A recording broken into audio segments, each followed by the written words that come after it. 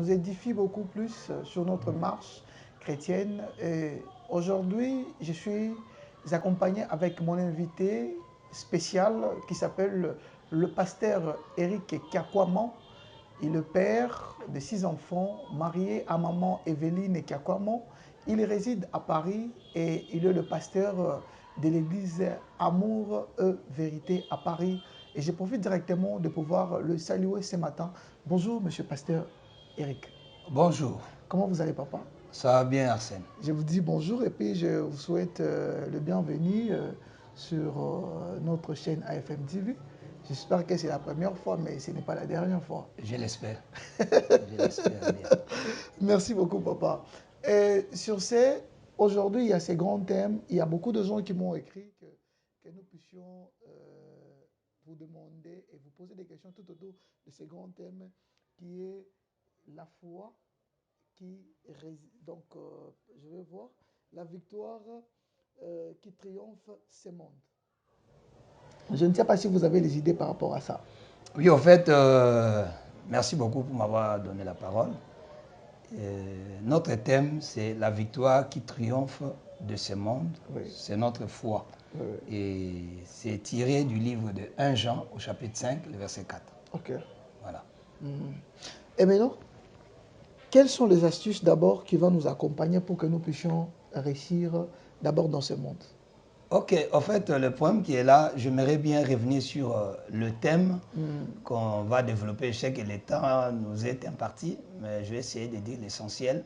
Parce que dans ces pays particulièrement, nous parlons beaucoup de la victoire. Okay. Nous parlons de la victoire sans toutefois savoir comment faire pour avoir la victoire dans ce monde. Ouais. Raison pour laquelle nous avons tiré ce thème, la victoire qui triomphe de ce monde, c'est notre foi. Déjà, pour avoir la victoire, il faut avoir la foi. Oui. Mais la foi n'est pas quelque chose d'hasardeux. Oui. En fait, la foi vient de la parole de Dieu.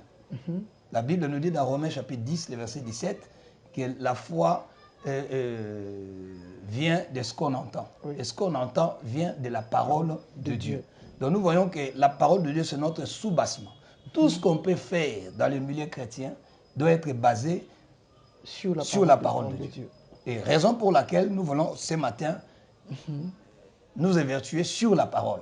Okay. Raison pour laquelle ici nous voyons, nous parlons de la victoire qui triomphe de ce monde, c'est notre foi. Okay. Donc on a 3 mots-clés à développer. Nous avons le monde, nous avons la victoire et nous avons la foi. La foi. Ok. Comme nous avons ces 3 mots à développer, je ne sais pas si on peut commencer directement par développer le monde. Ok, merci beaucoup pour ces mots monde. Oui. Nous ne parlons pas de ce monde physique. Okay. Mais le monde physique, on essaie de l'expliquer avec les Écritures saintes. Alors, la parole du Seigneur définit le monde comme étant, quand nous allons dans le livre de 1 Jean au chapitre 2, oui. Pour les lecteurs de la Bible, quand vous lisez à partir du verset 14 à 15, on nous explique le monde par 3 éléments. Okay. Le monde est défini par 3 éléments. C'est la convoitise des yeux, l'orgueil de la vie et la convoitise de la chair. Et maintenant, on nous fait comprendre que le monde a un chef. Le monde a quelqu'un qui le gouverne. Okay. Et celui qui gouverne ce monde, c'est Satan, okay. Notre accusateur. Okay. Lui, il est là pour accuser les saints. Alors maintenant, quand nous allons dans le livre de 1 Jean, chapitre 5, le verset 19, on nous fait comprendre que nous ne devons pas avoir peur de lui. Mais on nous fait aussi comprendre que c'est lui qui règne dans ce monde. Okay. Comme la Bible nous dit, au fait, ce monde entier est sous le pouvoir, sous la domination de Satan. Raison pour laquelle, quand nous parlons de l'Église, l'Église ne doit pas être soumise au monde. Quand nous parlons du monde, au fait, le monde est représenté par Satan. Okay. D'où l'Église ne peut pas être soumise à Satan. Okay. Mais Satan, comment il essaye? Il essaye d'influencer l'Église par le pouvoir qu'il a dans le monde. L'Église en soi, par définition, comme tout le monde le sait, Ecclésia veut dire appelé hors d'eux. Donc nous qui sommes l'Église, nous sommes appelés à ne pas fonctionner, à ne pas être soumis au système que l'ennemi a mis en place. Okay. Raison pour laquelle quand tu vas dans le livre de Romains au chapitre 12, Paul est en train de nous dire, au premier verset, de par les compassions de Dieu, à offrir nos corps comme des sacrifices vivants. J'essaie de sauter, mais le verset 2 qui m'intéresse. Là-bas, on nous dit, ne vous conformez pas au siècle présent, mais soyez transformés par le renouvellement de l'intelligence, afin de discerner la volonté de Dieu, ce qui est bon, agréable et parfait. Nous voyons que pour discerner la volonté de Dieu, il y a déjà une condition sine qua non. Nous devons d'abord quitter le monde. Nous ne devons pas nous conformer. Le verbe conformer en grec veut dire, au fait, prendre la forme de. Et ça, c'est un miracle extraordinaire. Tu vis dans le monde, comme Jésus a dit dans le livre de Jean au chapitre 17. Il a dit, c'était une prière sacerdotale. Il a dit, Père, il était en train de faire son bilan. Mais il a dit, Père, il savait qu'il allait laisser les disciples, lui, il allait partir. Il jouait un rôle très important d'une manière physique au milieu des disciples. Mais comme il voulait partir, il était prêt à partir, il a fait la prière. Il a dit, Père, je te prie de ne pas les ôter du monde, mais de les préserver du mal. Nous comprenons que le mal est dans ce monde. Alors nous qui sommes l'Église, nous devons être hors du système du monde. Et dans ce monde, qu'est-ce que nous retrouvons? Je répète encore, c'est la convoitise des yeux, l'orgueil de la vie et la convoitise de la chair. Et quand nous essayons d'analyser les choses d'une manière spirituelle, nous retrouvons aujourd'hui ces choses dans l'Église. Et c'est désolant. Ça, ce n'est pas du tout la volonté du Seigneur. Ma mission est que nous puissions rappeler à l'Église que nous sommes mis à part pour des buts divins. Ok. D'ailleurs, c'est tellement très important pour ceux qui nous suivent de part et d'autre de pouvoir s'accrocher à cette parole. Nous devons faire de notre mieux pour ne pas tomber dans ce piège, dans la convoitise du monde, être là, l'orgueil et ceci, cela. Et d'ailleurs, pasteur, avant que nous puissions descendre au deuxième mot que nous devons développer encore, mais j'aimerais que vous puissiez aussi nous éclaircir. Aujourd'hui, nous constatons dans la ville de Kinshasa, ça devient maintenant les hommes de Dieu qui appliquent ces trois choses que la Bible nous interdit de ne pas les embrasser, mais ils les prend et les amène dans l'église. Aujourd'hui, on trouve dans l'église toutes ces trois choses que vous venez de citer ici, et surtout particulièrement ici à Kinshasa. Je dis toujours que, bon, c'est vrai, tu me poses une question qui est pertinente. Si. Par rapport à la République démocratique du Congo, oui. Je n'ai pas la science infuse. Je respecte tout ce que les hommes de Dieu ont pu faire jusque-là dans ce pays. Oui, oui. Mais il y a des choses à dénoncer. Vraiment. Parce qu'une des qualités, moi, au fait, ça c'est moi, et je l'ai dit conforme aux Saintes Écritures, la première qualité que doit avoir un enfant de Dieu, pour ne pas parler des hommes de Dieu. Parce qu'on n'est pas homme de Dieu sans passer par être enfant de Dieu. Je crois que c'est un sujet aussi qu'on va développer par rapport à ces versets de 1 Jean 4, 1 Jean 5, verset 4. Et puis le verset 5 nous fait comprendre que... non, c'est le verset précédent. Oui. Je reviens parce qu'il y a beaucoup de choses à dire. Je voulais juste et tout simplement que ça doit être la référence pour chaque enfant de Dieu ou un homme de Dieu, c'est l'humilité. Or que l'orgueil de la vie, c'est le contraire de l'humilité. Jésus-Christ était vénéré au ciel par les anges. Mais comme il était venu sur terre accomplir une mission, il a laissé tout ce qui faisait sa gloire sur la terre. Quand tu lis le livre de Philippiens chapitre 2, la Bible nous fait comprendre qu'il était égal à Dieu. Mais il ne s'est pas regardé comme étant une proie arrachée d'être égal à Dieu. Il s'est humilié. On n'a pas dit qu'on l'a humilié, il y a une nuance. La Bible est tellement merveilleuse. On n'a pas dit qu'on l'a humilié, il s'est humilié volontairement. Il a pris la forme d'un simple serviteur. Raison pour laquelle le Seigneur l'a souverainement élevé. Les gens veulent l'élévation, mais il n'y a pas d'élévation qui vient du Seigneur sans passer par l'humilité ou l'humiliation. Donc il y a une différence entre humilité et humiliation. Mais je n'aurai pas le temps de développer, juste parce que tu m'as posé la question. Normalement, bien aimé, pour reconnaître que celui-là, c'est un homme de Dieu. C'est une personne qui est née de nouveau. La première des choses, c'est l'humilité. Ok. Merci beaucoup, pasteur Eric Kakwama. J'aime beaucoup vraiment cette intervention de ce matinée. Et je passe directement à ce deuxième mot que nous attendons sur les résultats de la foi. Ok, le résultat de la foi, c'est normalement la victoire. Oui. Donc cela veut dire qu'une personne qui a la foi est appelée à vaincre. Okay. Mais au fait, nous aujourd'hui, je crois que c'est devenu un slogan. Nous ne combattons plus pour la victoire. Mais nous combattons dans la victoire parce que il y a un qui avait déjà combattu. Okay. Et ma mission, bien-aimés frères et sœurs, c'est de recadrer beaucoup de choses. Moi, je me suis converti, j'avais 18 ans. Mais le Seigneur a permis que j'aille de l'autre côté. Il m'a préservé de beaucoup de choses. Et j'ai compris que le Seigneur aujourd'hui me ramène dans ce pays pour apporter ma petite pierre à la construction de cet édifice qui est la RDC. Oui. C'est beau pays. Donc, cela veut dire que ce que je suis en train de dire, je ne l'ai pas appris de l'autre côté.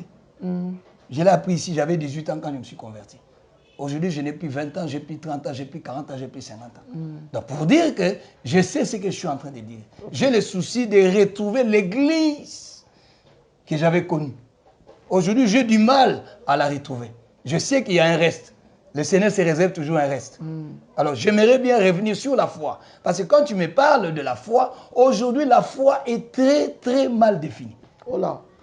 Ça, c'est encore un autre sujet parce qu'aujourd'hui, on définit la foi. Hébreux 11, le verset 1 nous dit « La foi est une ferme assurance des choses qu'on espère et une démonstration de celles qu'on ne voit pas. Okay. » Normalement, on se cale là-dessus, mais sans toutefois faire référence aux héros de la foi qu'on a cités dans Hébreux 11. Mais quand nous essayons de chuter sur le verset 6 de Hébreux 11, là-bas, on nous dit « Car il est impossible d'être agréable à Dieu sans la foi. » Il faut que la personne qui s'approche de Dieu croit qu'il existe. Et il est le rémunérateur. Au fait, le résultat que nous sommes en train de chercher, la victoire que nous sommes en train de chercher, au fait, émane de la foi. Ok, cette foi-là, ce n'est pas la foi pour de recevoir seulement. Ça, c'est vraiment un niveau très, très bas. Ma mission est de relever un peu le niveau de la foi dans ces pays. Parce qu'aujourd'hui, nous définissons seulement la foi, demande et tu reçois. Ça, c'est un niveau très bas. Mais Hébreux 11, 6 nous fait comprendre que la foi, alors ça, c'est la définition d'Éric. Éric définit la foi comme étant, par rapport au verset 6, la foi est une capacité d'être agréable à Dieu. Donc la foi est une capacité de plaire à Dieu. Quelqu'un qui plaît à Dieu, quelqu'un qui est agréable au Seigneur. Quand tu remontes au verset 5, dans Hébreux 11, là, on nous parle, on met l'accent sur un homme. On nous dit, Enoch a été agréable à Dieu et il fut enlevé. Mais on l'a cité parmi les hommes de la foi, les héros de la foi. Donc cela veut dire que, bon, je ne vais pas trop insister là-dessus, mais parce que la question est pertinente, la question que tu m'as posée. Nous voyons que cette foi-là, comme je dis dans Romains 10, 17, ça vient de la parole. Mais pour maintenant avoir la victoire, mes bien-aimés frères et sœurs, vous qui nous suivez, on va te dire pour avoir la victoire, il faut donner ceci. Pour avoir la victoire, il faut faire ceci ou cela. Non, la victoire que nous devons avoir, bien aimé, commence par la nouvelle naissance. Parce que là où nous venons de lire, quand tu lis, on nous dit, car la parole de Dieu, car l'amour de Dieu consiste à garder ses commandements. Et ces commandements ne sont pas pénibles. Quand on parle de commandements de Dieu comme étant pénibles, oh, ça me ramène encore à parler. Quand on parle de commandements, on fait allusion à ces jours. Souvent, quand nous prêchons, nous donnons souvent Matthieu 11, 28 à 30. Là-bas, on nous dit, venez à moi, vous tous qui êtes chargés, fatigués. On fait seulement allusion à tout ce qui nous dérange sur la terre. Mais on ne met pas l'accent sur les jours. Ok, quand Christ a dit mon joug, j'aime bien quand Jésus parle du pronom possessif. Donc, en fait, quand il parle du pronom possessif, il fait la différence entre le joug des autres et le joug qui est à lui. Parce que quand on parle du joug, normalement, c'est un gros morceau de bois qui pèse, qui était creux, qu'on utilisait pour accrocher au bœuf afin de tracter la charrue ou tracter des voitures ou des camions. Vous voyez? Donc, en fait, c'était un lourd fardeau. C'était dur labeur. Mais Jésus-Christ a dit mon joug. En d'autres termes, là-bas déjà, il y a la notion de la nouvelle naissance. Il nous fait comprendre que ce qui est impossible aux hommes est possible à Dieu. Hier, quand tu étais dans le monde, les commandements de Dieu étaient pénibles, étaient difficiles. Même quand Christ est arrivé sur la terre, il a trouvé les jougs de Moïse et les jougs des pharisiens. Quand je parle de jougs, des enseignements des enseignements que les pharisiens eux-mêmes donnaient, que les enseignements de la loi que Moïse a promulgués, qu'eux-mêmes ils étaient dans l'incapacité d'obéir. Pourquoi? Je ne les condamne pas, je comprends. Tu ne peux pas obéir, faire les choses comme Dieu les demande si tu n'es pas passé par la nouvelle naissance. C'est pour cela, le grand miracle que la RDC a besoin, c'est la nouvelle naissance. Parce que nos églises sont regorgées des hommes et des femmes qui ne sont pas nés de nouveau. Okay. Même nous qui sommes des hommes de Dieu, il y a beaucoup d'hommes de Dieu dans ces pays qui ne sont pas nés de nouveau. Je n'invente rien. Quand tu vas dans le livre de Jean, chapitre 3, c'était un bishop, un docteur, un titre honorifique, Nicodème. Mais il ne comprenait pas les choses spirituelles. Il n'était pas né de nouveau.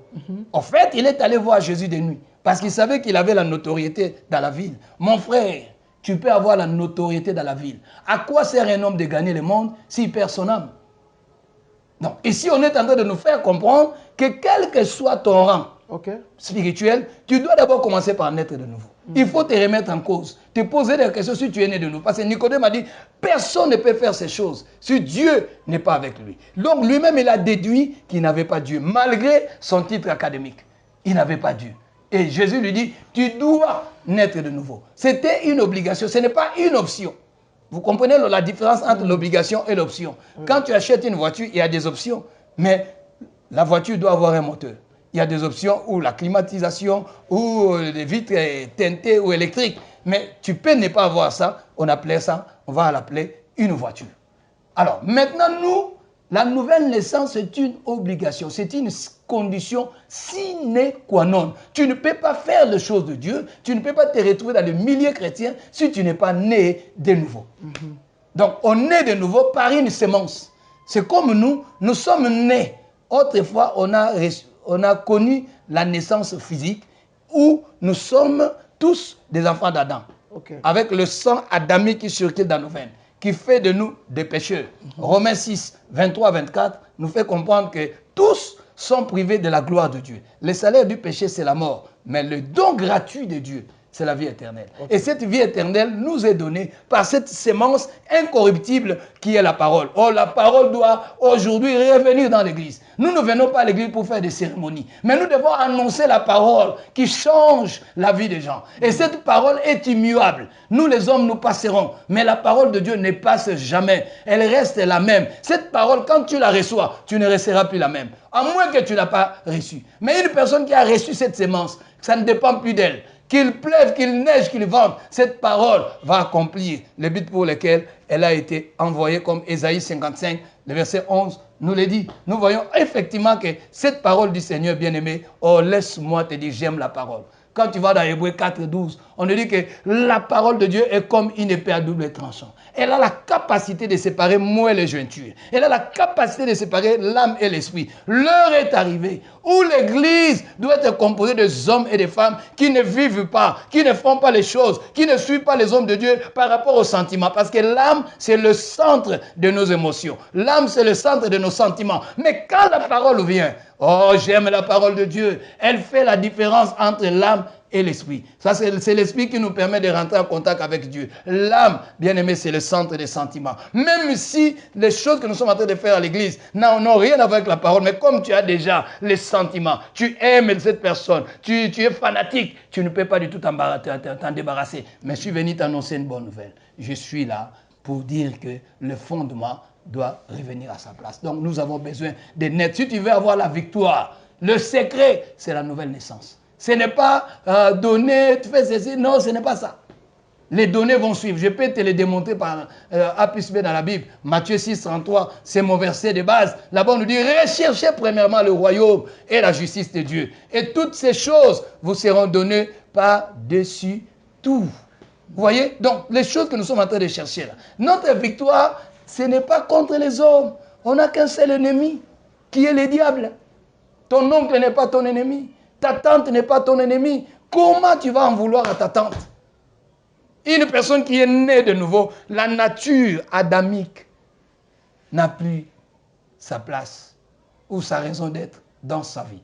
Raison pour laquelle le Seigneur est à la recherche de cette race de gens qui sont nés de lui. Pas nés d'une église. Tu peux faire 20 ans dans une communauté. Tu peux faire 20 ans de ministère, mais tu n'es pas né de nouveau. Et le Seigneur t'accorde encore une seconde, comme j'aime bien dire, une seconde chance qu'on appelle la grâce. Bien aimé, la grâce est encore là. C'est l'heure. Le Seigneur, le son de la trompette est en train de sonner pour que nous puissions être des enfants de Dieu. Comment tu peux naître de Dieu, comme je dis par la parole, dans le livre de Jean, au chapitre 1er, les versets 12 à 14. La Bible dit, à tous ceux qui l'ont reçu, à tous ceux qui croient en son nom, la parole leur a donné le pouvoir. Ce n'est pas une église qui te donne le pouvoir. Ce n'est pas un homme de Dieu qui te donne le pouvoir. Le pouvoir de vaincre, mon frère, ma soeur, c'est la parole du Seigneur qui te l'accorde. C'est pour ça que là-bas on nous dit, à tous ceux qui l'ont reçu, à tous ceux qui croient en son nom, il leur a donné le pouvoir. Devenir enfant de Dieu est un pouvoir. Les choses qui t'embêtaient hier, le pouvoir maléfique qui dominait sur toi hier, dès que tu deviens enfant de Dieu, tu as maintenant le pouvoir sur toutes ces choses. Donc là, le commencement, c'est devenir enfant de Dieu. Et là-bas, ce qui est formidable, quand tu lis 12 à 14, d'abord on nous dit, à tous ceux qui l'ont reçu, à tous ceux qui croient en son nom, la parole leur a donné le pouvoir de devenir enfant de Dieu. Hier, tu n'étais pas, tu étais né créature de Dieu, mais tu n'étais pas né enfant de Dieu. Et pour naître de Dieu, maintenant on nous dit à tous ceux qui l'ont reçu, à tous ceux qui croient en son nom, il leur a donné le pouvoir de devenir enfant de Dieu. Et c'est important, lesquels sont nés ni du sang, ni de la volonté de l'homme, ni de la volonté de la chair. Ce n'est pas la volonté de l'homme que toi tu naisses de Dieu. La volonté de l'homme est que tu sois membre d'une communauté. Mais la volonté de Dieu est que tu naisses de lui. Et que ton nom soit inscrit dans le royaume. On nous dit, ce n'est ni de la volonté de Dieu, ni de la volonté de la chair, mais de la volonté de Dieu. Le mot volonté veut dire, c'est que Dieu veut. Bien-aimé, laisse-moi te dire, Dieu a un plan pour la RDC. C'est que Dieu veut, non ce que les hommes disent, non ce que les hommes veulent, mais c'est que Dieu veut. Merci beaucoup, Pasteur Eric Kiakwama, pour cette intervention de ce matinée. Voilà pourquoi je me suis tué, parce que je devais écouter. Et je conseille aussi à tous les Nicodèmes de pouvoir naître de Dieu. Arrêtez vos trucs là de donner l'argent pour ceci, cela. Le pasteur Eric, il a vraiment martelé sur ça. Il a dit que ce n'est pas important. Nous devons seulement naître de nouveau. Merci, papa, parce qu'il y a les dernières questions qui m'est parvenu de quelque part où on me dit comment faire avec tous les hommes de Dieu qui demandent des droits d'auteur à l'Église, l'offrande, ceci, cela. Mais tandis que vous venez de nous enseigner que ce qui est primordial, nous devons seulement naître de Dieu, simplement. Au fait, je ne suis pas contre l'argent. La Bible nous dit l'argent répond à tout. Mais il y a aussi ce que nous devons combattre farouchement, mettre toutes les énergies, c'est mammon. L'esprit de mammon, quand tu lis dans Matthieu 5, je me bonne à partir du verset 23. Okay. On est en train de nous expliquer là-bas de ne pas aimer l'argent. On doit aimer Dieu. Mais personne ne peut aimer deux maîtres à la fois. À l'école primaire, on nous a appris que l'argent est un bon maître, mais un mauvais serviteur.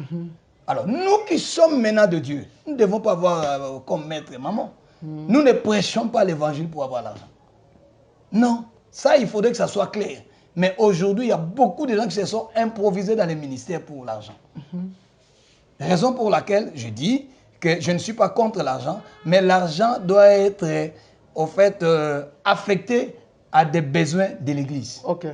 Alors, je dis ceci, par rapport à tout ce qu'on demande à l'Église, je vous prie de faire en sorte que tout ce qu'on demande soit conforme aux Saintes Écritures. Amen. Aujourd'hui, il y a l'offrande de ceci, l'offrande de cela, mais je sais, on peut aussi avoir un enseignement là-dessus. J'avais fait un enseignement sur être riche pour Dieu.